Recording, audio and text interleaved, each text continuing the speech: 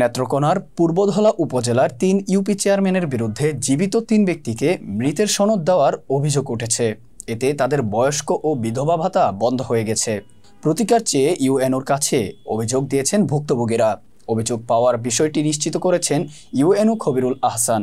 ভুক্তভোগীরা হলেন খলিশাউর ইউনিয়নের গরুয়াকান্দা গ্রামের হজরত আলী, হোগলা ইউনিয়নের জামিরাকান্দা গ্রামের মৃত সুরুজ আলী ফকিরের স্ত্রী জহুরা খাতুন ও পূর্বধলা সদর ইউনিয়নের ওকুয়াকান্দা গ্রামের মৃত মামুদ আলীর মেয়ে খাদিজা আক্তার।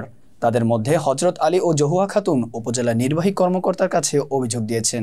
তাদের দাবি, সংশ্লিষ্ট ইউনিয়ন পরিষদ, ইউপি চেয়ারম্যান, মেম্বার, সমাজসেবা কর্মকর্তা মিলে তাদের মৃত দেখিয়ে অন্য ব্যক্তিদের ভাতা সুবিধা করে দিয়েছেন। তবে চেয়ারম্যানের দাবি, তাদের ভুলের কারণে এমনটি হয়েছে।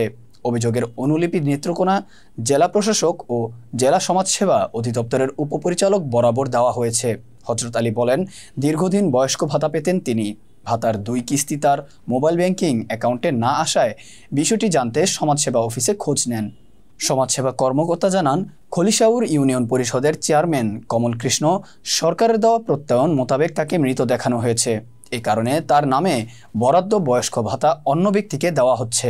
এই ঘটনায় জড়িতদের বিরুদ্ধে ব্যবস্থা নেওয়ার দাবি জানান তিনি।